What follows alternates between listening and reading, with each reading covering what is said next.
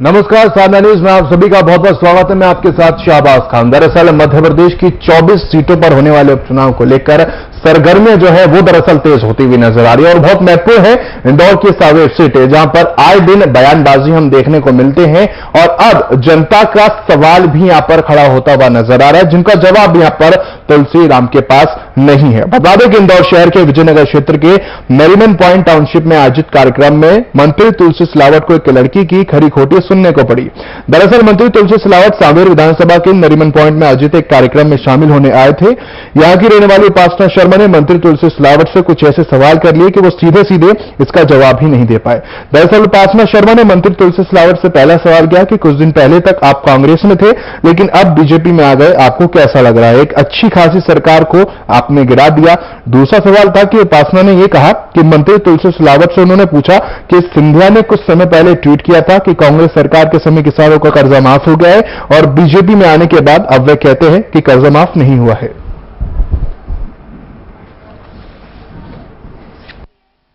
गिरा दी।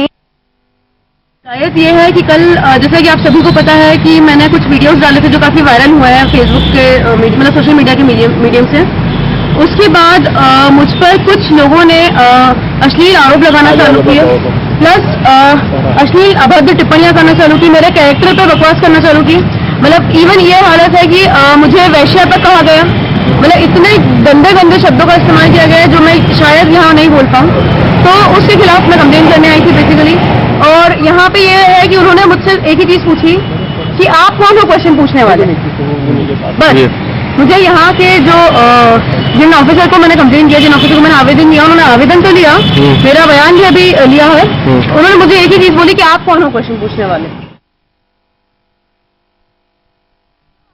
Ask you one thing, अभी तक आप कांग्रेस में थे, अचानक बीजेपी में आ गए, कैसा लगा आपको? नहीं, मेरे बीच में तो खैर ठीक है, मतलब अच्छी खासी एक सरकार आपने गिरा दी। क्या फील हुआ आपको? वो बात करता है किसानों की ही। तो कुछ दिन पहले तक आपकी ज्योतिरादित्य सिंधिया जी ने ही ट्वीट किया था कि इतने लोगों का कर्जा माफ हुआ है। फिर अचानक आपकी ज्योतिरादित्य सिंधिया जी ने बोल दिया कि किसी का कर्जा माफ नहीं हुआ। अरे पब्लिक से बात करने दोगे? मैं भी उनकी एक वोटर हूँ। ये व्यक्तिगत कार्यक्रम सिर्फ एक so I would like to ask you one thing, अभी तक आप कांग्रेस में थे, अचानक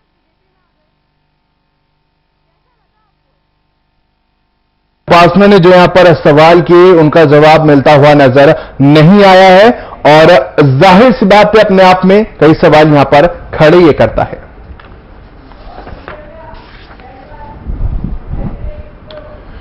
तो इसी पर चर्चा करेंगे मेरे सहयोगी तबरेज के साथ, इंदौर ब्यूरो चीफ तबरेज। जानना चाहूंगा जिस तरीके से पार्टी का हिस्सा हुआ करते थे कांग्रेस का और उस समय बीजेपी के खिलाफ सवाल यहां पर खड़े किया करते थे वो नेता जिन्होंने आज जो बीजेपी का दामन थाम लिया है, उनका अब लोगों के सवाल पीछा नहीं छोड़ेंगे।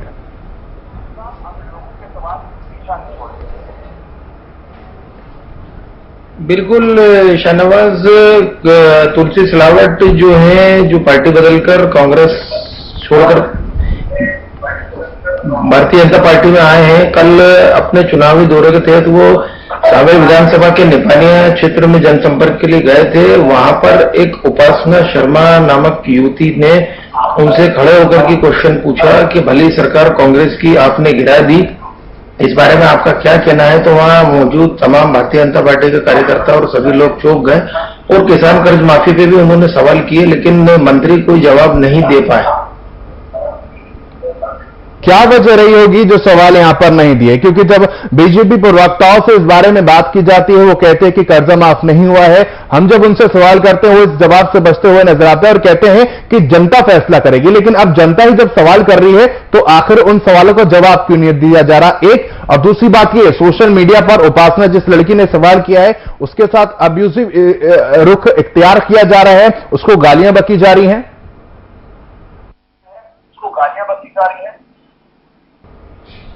बिल्कुल, अब जनता सीधे सीधे ही सवाल कर रही है। कल का जो घटनाक्रम है मैं आपको बताऊं, उपासना शर्मा ने मंत्री तुलसी सिलावट से सीधा सीधा सवाल किया कि जब आप कांग्रेस में थे, मंत्री थे, जब सिंधिया भारतीय जनता पार्टी के सवालों के जवाब में ये कहते थे कि किसानों का कर्जा माफ हुआ है, सूची सौंपते थे, आंकड़े बताते थे, लेकिन आज जैसे ही पार्टी बदली, सिंधिया जी ने बदली, आपने बदली, सरकार गिराई और अब आप कह रहे हैं कि किसानों का कर्जा माफ नहीं हुआ, तो कौन से बयान को सच समझा जाए, पूर्व के कि आज के?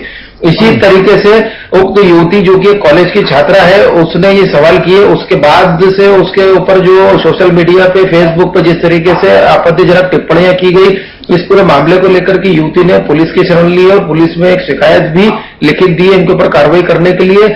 पप्पू शर्मा नामक एक व्यक्ति भारतीय जनता पार्टी का, उसके विरुद्ध महिला आयोग में भी उपासना शर्मा ने शिकायत की, जिन्होंने उसके खिलाफ तरह तरह की अश्लील टिप्पणियां की हैं और सोशल मीडिया पे उनके खिलाफ जिस तरीके का एक मुहिम छेड़ी है, इन सब चीज को लेकर के उक्त युवती ने दोनों जगह इनके ऊपर कार्रवाई करने के लिए कंप्लेन की है। सवाल तो यहाँ पर उचित है, जब आप कांग्रेस में हुआ करते थे, किसानों का कर्जा माफ किया है, बाकायदा सिंधिया तो ट्वीट करते हुए भी नजर आ रहे थे, लेकिन सिंधिया ये भी कहते हुए नजर आए जब उन्होंने कांग्रेस का दामन छोड़ा कि भाई किसानों का कर्जा माफ नहीं हुआ, इसी वजह से छोड़ा। सवाल बनता है कि पूर्व के जो सवाल थे, जो जवाब थे, उन पर यकीन करा जाए या फिर अभी के सवाल जवाब पर यकीन यहां पर किया जाए। लेकिन इस बीच ये बहुत महत्वपूर्ण हो जाता है, बागी विधायकों की अब फजीहत होती हुई भी नजर आ रही है।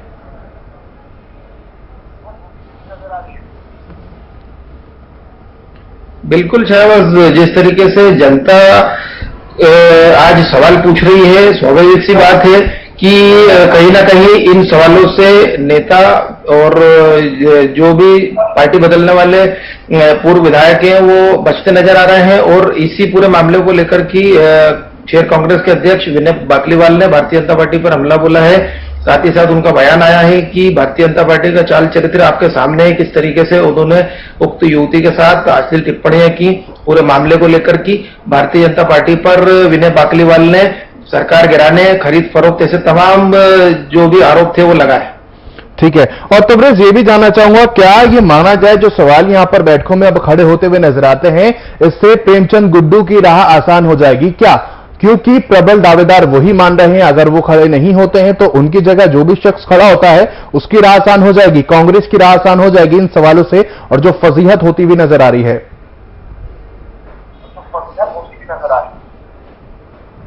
जिस तरीके से कल का घटनाक्रम हुआ है भारतीय जनता पार्टी की चुनावी कैंपेनिंग में, मंत्री तुलसी सिलावट के जनसंपर्क में, इस पूरे मामले को लेकर के कांग्रेस गंभीर है और कांग्रेस इस मामले को कहीं ना कहीं तूल देने की पूरी कोशिश करेगी। अब कांग्रेस की तरफ से चाहे प्रेमचंद गुड्डू प्रत्याशी हो या कोई अन्य हो, इसका फायदा उठाने की कोशिश कांग्रेस बिल्कुल करेगी। और कांग्रेस लगातार इस पूरे मामले को लेकर के सोशल मीडिया पे हर जगह इस तरीके की बयानबाजी करती रहती है, जय चंदो के नाम से इनको उद्घोषण करती है। साथ ही साथ सरकार गिराने के आरोप लगते हैं, खरीद फरोख्त के आरोप लगते हैं। ऐसे तमाम आरोप पूर्व मुख्यमंत्री हो दिग्विजय सिंह को, पूरी तमाम कांग्रेस पार्टी इस तरीके के आरोप लगाती रहती है। वहीं एक बात और बताऊं आपको मैं, इस पूरे मामले को लेकर के इंदौर शहर के नगर अध्यक्ष गौरव रणदीवे द्वारा इसको कांग्रेस की चाल बताया है कि कांग्रेस ने ही अपने कार्यकर्ता को उस सभा में भेज करके इस तरीके से पूरे मामले में ये सवाल दागे हैं। और इस तरीके का पूरा घटनाक्रम जो इसके पीछे कहीं ना कहीं कांग्रेस इसके पीछे है। लेकिन जो युवती, हमने उससे भी चर्चा की, वो युवती ना तो भारतीय जनता पार्टी की है, ना कांग्रेस की है, ना ही उसका मीडिया से कोई लेना देना है। वो कॉलेज की एक छात्र है और इस पूरे मामले को लेकर के उसने अपनी पूरी सच्चाई मीडिया के सामने रखी। शायद ये कहना बहुत आसान होगा, जब लड़की के सवालों का जवाब आपके पास नहीं है तो वो कांग्रेस से ताल्लुक रखती है, इससे आसान कोई बात नहीं हो सकती बीजेपी के लिए। लेकिन बहुत महत्वपूर्ण तवरेज ये भी है कि अगर हम इन सवालों से हटकर बात करें, सांवेर सीट के मुद्दों की अगर बात करें, मुद्दों पर आखिर कौन बात कर रहा है और क्या क्या ऐसे मुद्दे हैं जो उपचुनाव में हावी होते हुए नजर आएंगे?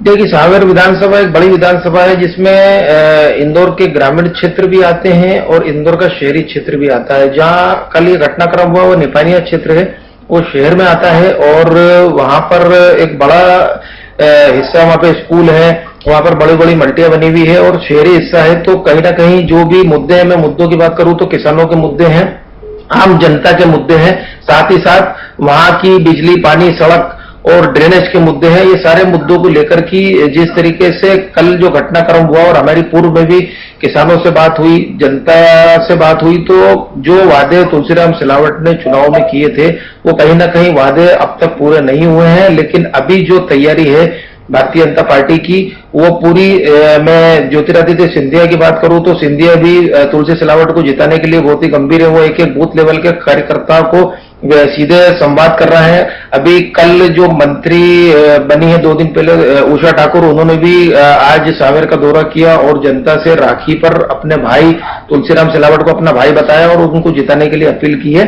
तो जनता के जो मुद्दे हैं उन मुद्दों को लेकर की भारतीय जनता पार्टी तुलसीराम सिलावट उनसे बड़े बड़े वादे कर रहे हैं कि आने वाले दिनों में वो सारे मुद्दे और जो काम है वो होंगे और चुनाव जीतने के लिए हर तरीके की बयानबाजी कांग्रेस और भारतीय जनता पार्टी की तरफ से जारी है। ठीक, साग बचाने में लगी बीजेपी, लेकिन उपचुनाव को लेकर पिछले दिनों रखी गई बैठक में बाकलीवाल और चिंटू में जमकर द्वंद्व भी हुआ था और इस वजह से शहर कांग्रेस कमेटी में कार्यकारी अध्यक्ष बनने के लिए आतुर चौकसे के रास्ते का पत्थर बाकलीवाल बने और राजनीतिक आकाब प्रदेश कांग्रेस अध्यक्ष कमलनाथ के जरिए नियुक्ति को रुकवा दिया था। यानी कि कांग्रेस की राह भी इतनी आसान नहीं है और जाहिर सी बात है खेमेबाजी यहां पर देखी जा रही है, पार्टी के दरमियान ही नाराजगी देखी जा रही है और वो काफी पहले से चलती हुई नजर आ रही है, जिसका खामियाजा उठाना पड़ा।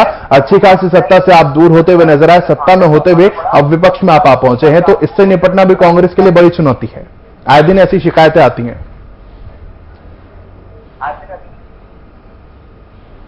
बिल्कुल, कांग्रेस का एक इतिहास रहा है कि वहां पर आपसी फूट, आपसी बयानबाजी, आपसी खींचतान ये कांग्रेस में बहुत ज्यादा देखने को मिलती है। इसी खींचतान, इस आपसी फूट की वजह से कांग्रेस की सरकार मध्य प्रदेश में 15 महीने में गिर गई।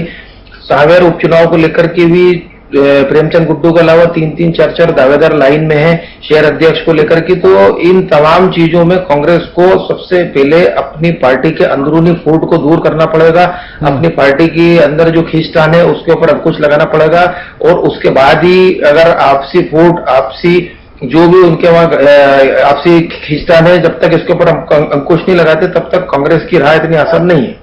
ठीक है, इन सवालों के साथ साथ एक महत्वपूर्ण ये भी है कि बीजेपी के लिए भी राह इतनी आसान होती हुई नजर आएगी और ये भी खबरें निकलकर सामने आ रही है कि तुलसीराम सिलावट ने बिजली घर यहां पर बनाया था, तो विकास को लेकर भी कितनी सीरियस बीजेपी यहां पर दिखाई दे रही है, क्योंकि सत्ता में अभी वही है। सांवेर के लोगों के लिए, जनता के लिए आप क्या कर रहे हैं ये जानना भी बहुत जरूरी है।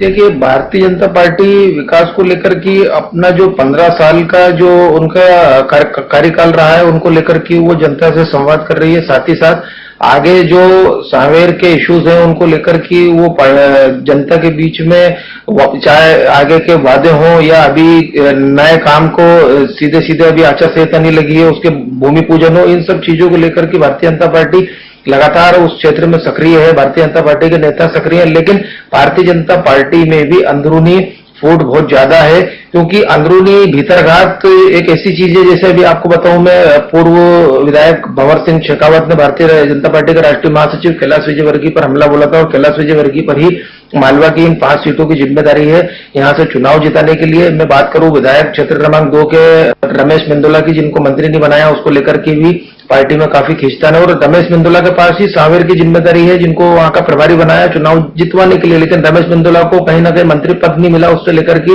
ब्राह्मण समाज में भी काफी रोष है, उसको लेकर की बीजेपी कार्यालय पर भी आत्मदाह करने की कोशिश की गई। तो भारतीय जनता पार्टी भी इन सब तमाम चीजों को लेकर के मंत्रिमंडल विस्तार के बाद से बहुत ज्यादा खींचतान का शिकार हो रही है और कहीं ना कहीं इन सब चीजों पे दोनों ही पार्टी को फोकस करना अत्यंत जरूरी है, उसी से आगे की राह आसान होगी। चलिए, बहुत बहुत शुक्रिया तबरेज मेरे साथ जुड़ने के लिए और तमाम चर्चा मेरे साथ करने के लिए। तो बीजेपी के खिलाफ बोलने वाले नेता जब बीजेपी का हिस्सा बन गए तो सवाल यही है कि लोगों के सवाल अब उनका पीछा छोड़ते हुए भी नजर नहीं आ रहे।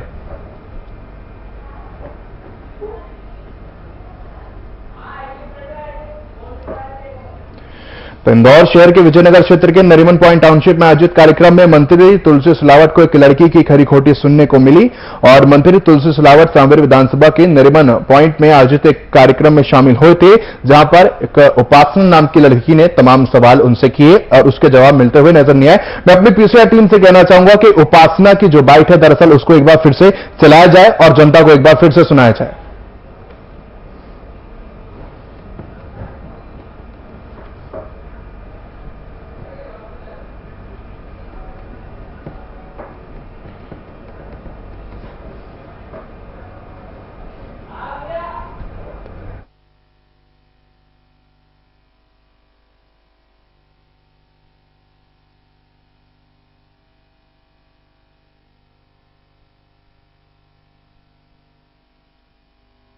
शिकायत ये है कि कल जैसा कि आप सभी को पता है कि मैंने कुछ वीडियोस डाले थे जो काफी वायरल हुए हैं फेसबुक के मतलब सोशल मीडिया के मीडियम से।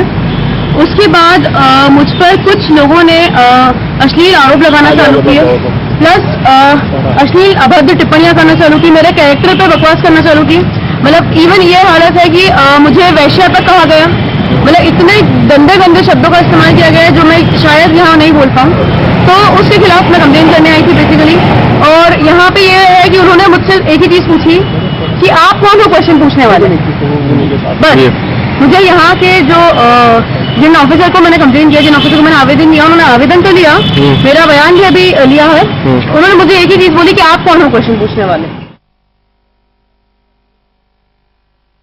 बहुत बहुत स्वागत है साधना न्यूज में। आवाज मिल पा रही है आपको? हेलो। हाँ नीलम जी, सुन पा रहे हैं आप मुझे? हाँ बोलिए।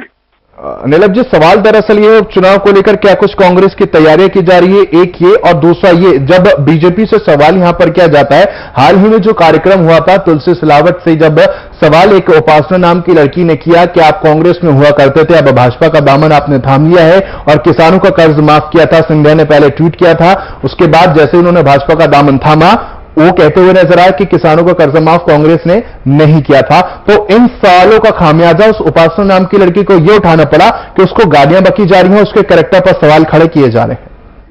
देखिए, लोकतंत्र में प्रश्न पूछना ये मतदाता का अधिकार होता है और यही स्वस्थ लोकतंत्र का संदेश की सही माना जाएगा तो मतदाता को प्रश्न पूछने का अधिकार रहेगा। उपासना शर्मा जी ने सीधा सवाल किया था कि जनता के पैसे का दुरुपयोग हो रहा है, सरकार गिराई और कुछ महीनों बाद वापस चुनाव हो रहे हैं, जनता के पैसे का दुरुपयोग है। उसका उन्होंने ये बोला था कि ज्योतिरादित्य सिंधिया ये कहते हैं किसानों का कर्जा माफ नहीं हुआ, लेकिन लगातार पहले वो ट्वीट करते आए किसानों का कर्जा माफ हुआ। सीधा सिंपल सा सवाल किया गया था। सवाल पूछना मतदाता का अधिकार है, लेकिन उसके बाद भी भाजपा की तानाशाही और अभिव्यक्ति की स्वतंत्रता का हनन करने की जो प्रक्रिया है उसमें यह हो रहा है कि उन्होंने उस युवती को ट्रोल किया और उसके साथ अभद्र भाषा का प्रयोग किया, जो सीधे से एक महिला का अपमान है। ठीक है, तो विपक्ष में होने के नाते आपकी भी कई जिम्मेदारियां बनती हैं। उपासना की अभी हमने बाइट चलाई थी, उपासना ने सीधे तौर पर कहा जब वो शिकायत करने जा रही है तो उनसे यही कहा जा रहा है कि आप कौन होती हैं सवाल करने वाली। तो विपक्ष में होने के नाते आपकी भी बहुत सारी भूमिका बनती है। देखिए, पक्ष में या विपक्ष में एक मतदाता को सवाल करने का पूरा अधिकार है, उससे सवाल किया ही नहीं जा सकता।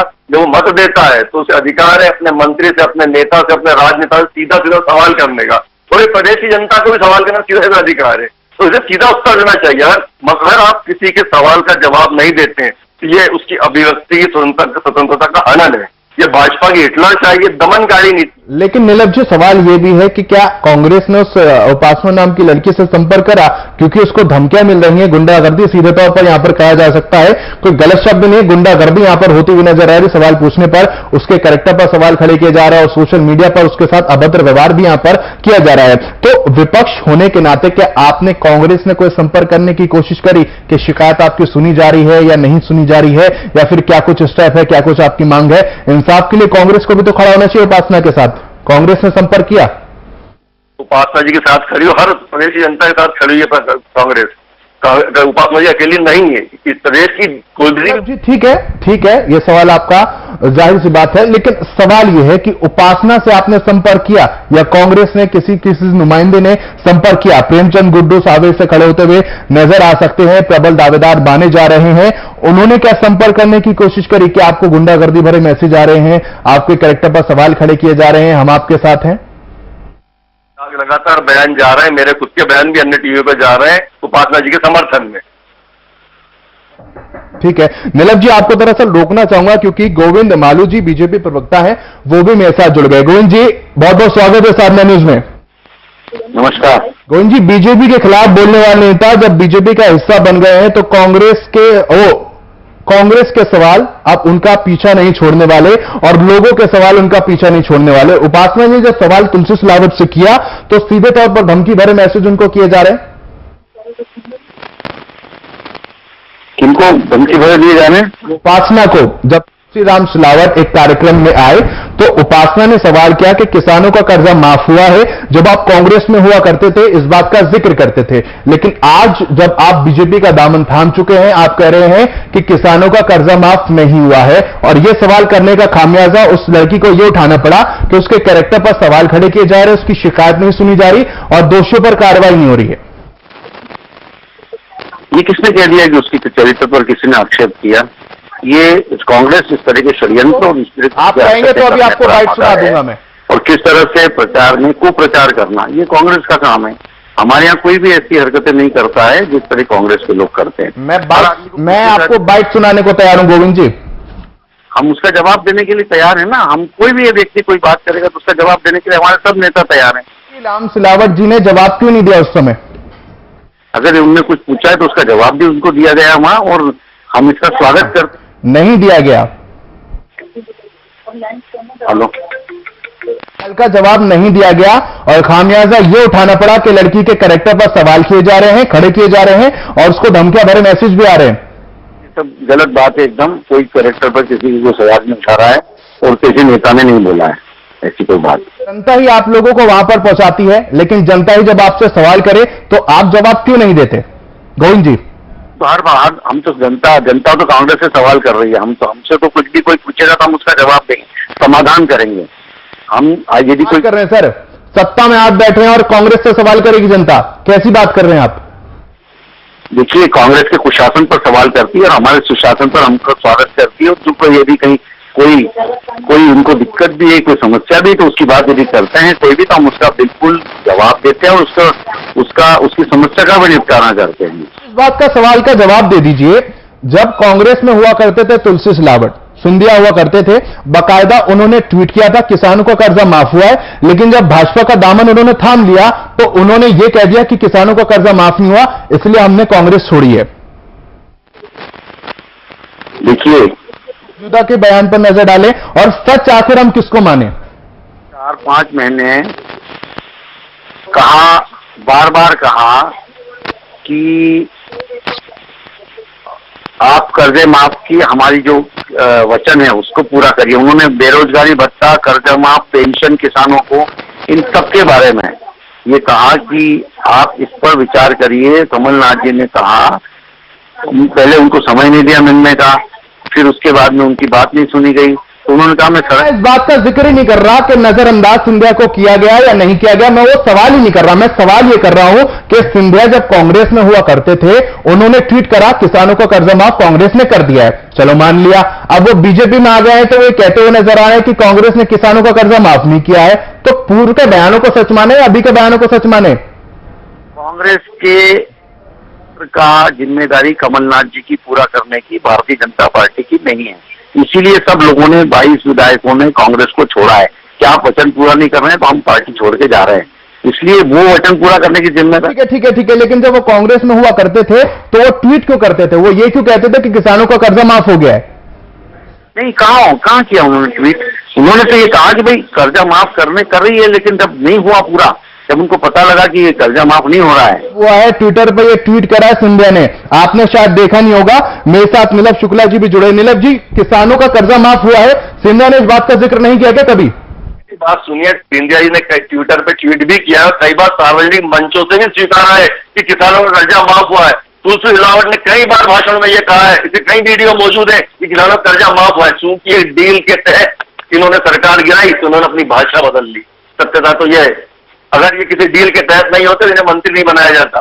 फिर इनकी उम्मा भारती ने सही कहा था कि चुनाव करवाते, ये डील हुई थी इसलिए इन्हें मंत्री बनाया गया है। जो ऐतिहासिक है संविधान के साथ खिलवाड़ कि बिना विधानसभा चुनाव लड़े मंत्री बना दिए गए। गोविंद जी जवाब दीजिए। देखिए, कांग्रेस को तो खिसियानी बिल्ली खंबा नोचे, क्योंकि उनको सरकार चलाई नहीं गई, वचन पूरे नहीं किए गए, अपने लोग संभाले नहीं गए और अब वो अनैतिक चुनाव कर रहे हैं। भारतीय जनता पार्टी की सरकार 15 साल से लोगों ने देखी है और शिवराज जी के नेतृत्व में लोगों ने भरोसा व्यक्त किया है। इसलिए ठीक से सुन और समझ सके, सबके लिए आसान होगा।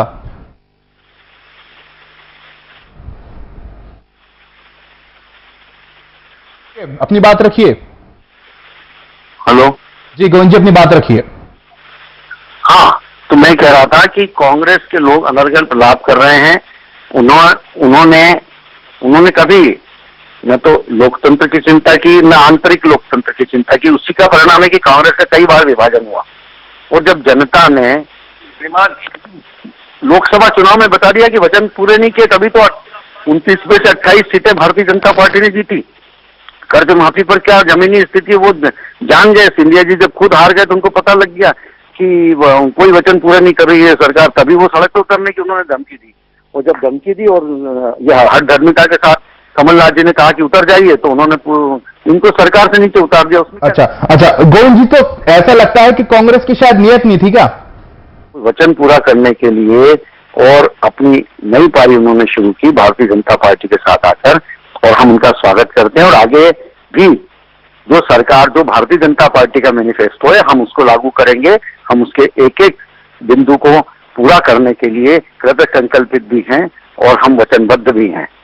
गोविंद जी, नीरज जी सीधे तौर पर गोविंद जी कहते हुए नजर आ रहे हैं, और उनकी बातों से लग रहा है कि शायद कांग्रेस की नियत नहीं थी, क्योंकि किसानों का कर्जा माफ अगर आपने किया है और किया होता और विकास के प्रति इतने संजीदगी से कांग्रेस काम कर रही होती, तो शायद लोकसभा चुनाव में हार का सामना मध्य प्रदेश में नहीं करना पड़ता। सिंधिया खुद हारते हुए नजर आए थे।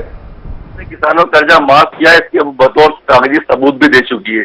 यह गिरी है, वो बाकी इसमें कहीं कोई दम नहीं, सब झूठी बात है। सिंधिया जी कई बार सार्वजनिक मंच से स्वीकार कर चुके हैं कि किसानों का कर्जा माफ हुआ है। तुलसी सिलावट जी स्वीकार कर चुके हैं, गोविंद राजपूत जी स्वीकार कर चुके हैं, हिम्मत देवी स्वीकार कर चुकी है कि किसानों का कर्जा माफ हुआ है। अब चूंकि डील हो चुकी तो इन्होंने अपनी भाषा बदल ली। इन्होंने सीधे लोकतंत्र का अपमान किया, प्रदेश की जनता के जनमत का अपमान किया है। उसके डील के तहत सरकार गिर रही है। अब भी जो सरकार बनी है भाजपा की सरकार नहीं है, ये सिंधिया गुट और भाजपा के कोलैबोरेशन से बनी सरकार है। सिंधिया जी से सुपर सीएम का रोल अदा कर रहा है। से कह देना अलग बात होती है, लेकिन नीलम जी लगातार ये सवाल भी उठते हुए नजर आए हैं और बीजेपी जरूर इस सवाल को उठाती हुई नजर आई है। अगर किसानों का कर्जा माफ हुआ है तो वो डाटा कहां है, वो किसान कहां है जो डाटा मौजूद है? आके हमारा कर्जा माफ हुआ है, पूरा डाटा बैंकों मौजूद है। किसानों से कई बार दिखा भी चुके, किसानों का कर्जा माफ हुआ। ये भाजपा अनगर प्रयास प्रलाप कर रही है और भ्रमित कर रही है। भ्रमित कर रही है भाजपा। गोविंद जी जवाब दीजिए। मुझे आवाज सुनाई में नहीं आ रही क्या? गोविंद जी सीधे तौर पर नीलम शुक्ला जी कह रहे हैं कि आप भ्रमित कर रहे हैं, हमने किसानों का कर्जा माफ किया है। मैंने उनसे यह भी कहा कि अगर किसानों का कर्जा माफ हुआ है तो आप उन किसानों को ले आइए, वो डाटा ला दीजिए जो किसान स्वीकार सके कि हमारा कर्जा माफ हुआ है। खुद उनकी पार्टी का बयान है कि उनके कितने किसानों के कर्जे माफ किए उन्होंने। उनके खुद की असफलता वो खुद बयान कर रहे हैं कि कितना कर्जा उन्होंने माफ किया। ये दो बड़े वादे कांग्रेस ने किए थे, कर्ज माफी और पेंशन योजना 2018 में। और ये जो पेंशन में 1200 करोड़ का अलग से जो आना था वो भी उन्होंने पूरा नहीं किया। और कर्ज माफ तो किसी का किया ही नहीं उन्होंने। जितना जो करना, जो एनपीए अकाउंट थे केवल वो उन्होंने, जो तो एनपीए थे, इसके अलावा उन्होंने सभी ऋण माफ करने की बात करी थी। तो फैक्ट्री ऋण माफ करेंगे। उसके बाद उन्होंने कहा था कि हम सारे बैंकों के ऋण माफ करेंगे, तो उन्होंने केवल प्रमाण पत्र बांटे हैं। बैंकों में पैसा जमा नहीं हुआ है, खाते आज भी खड़े हैं। और लोग जब लोन लेने जाते हैं किसान, तो उनको कह दिया जाता है कि हमारे पास पैसा नहीं आया। नीलम जी बहुत बहुत शुक्रिया मेरे साथ जुड़ने के लिए। लेकिन गोविंद जी आप लगातार मेरे साथ बने। गोविंद जी आपसे मेरा सवाल है कि उपासना को जो धमकी भरे मैसेज यहां पर दिए जा रहे हैं उसको लेकर बीजेपी क्या कार्रवाई करेगी? सोशल मीडिया पर आप देख सकते हैं बाकायदा उनको गाली दी जा रही है, उनके कैरेक्टर पर सवाल खड़े किए जा रहे हैं। आप चाहेंगे तो मैं आपको बाइट भी सुना दूंगा उपासना की। हमारे यहां से किसी ने धमकी नहीं दी, तो कार्रवाई क्यों नहीं हो रही जो लोग धमकी दे रहे हैं उन पर? इतना क्यों करेंगे हम, ऐसा क्यों करने लगे? हमारे पास जवाब है ना हर चीज का। आप नहीं कर रहे, मैंने ऐसा नहीं कहा कि आप लोग कर रहे हैं। मैं कह रहा हूं जो लोग उसको गालियां दे रहे हैं और गलत बातें कर रहे हैं, उन लोगों पर आखिर कार्रवाई क्यों नहीं हो रही? क्योंकि जब वो शिकायत करने के लिए जा रही है तो उनको यही कहा जा रहा है कि आप कौन होती हैं सवाल करने वाली। आप ये मुझे लगता है कि बड़ी तेज बात चलाई जा रही है। शिकायत करें, वो कहीं भी करें, हम उसके लिए, और जब वहां बात की तो हम उसका भी जवाब दे रहे हैं। इसलिए इन छोटी छोटी बातों पर इस तरीके की कांग्रेस जिस तरीके का वितंडावाद और जिस तरीके का षड्यंत्र भरी राजनीति कर रही है, मैं उसकी निंदा करता हूँ। उसका मजाक उड़ाया जाए, उस पर तमाम टिप्पणी यहां पर करी जाए, बस इसलिए क्योंकि उसने सवाल किया है। ये ताज्जुब की बात है कि आप इससे छोटी बात कर रहे हैं। बहरहाल बहुत बहुत शुक्रिया हमारे साथ जुड़ने के लिए। तो सवाल दरअसल यही कि आखिर सत्ता में बैठे लोगों से सवाल यहां पर किए जाते हैं तो उसका जवाब क्यों नहीं दिया जाता, क्यों असहज यहां पर तुलसी राम सिलावट नजर आए, सवाल ये। और दूसरी बात ये कि अगर वो शिकायत करने के लिए जा रही है तो आखिर वहां पर कार्रवाई होती हुई नजर क्यों नहीं आ रही, क्यों ये कहा जा रहा है कि आप कौन होते हो शिकायत करने वाले। लेकिन साधना न्यूज नहीं डरने वाला। साधना न्यूज लगातार नुमाइंदों से सवाल ये जरूर करता हुआ नजर आएगा कि उस महिला के साथ ऐसा व्यवहार आखिर क्यों किया जा रहा है, और अगर ऐसा व्यवहार की शिकायतें निकलकर सामने आ रही हैं तो आखिर कार्रवाई क्यों नहीं हो रही। बहरहाल ऐसी जुड़ी बड़ी खबरों के लिए देखते रहे साधना न्यूज। मुझे शाहबाज खान को दीजिए इजाजत, नमस्कार।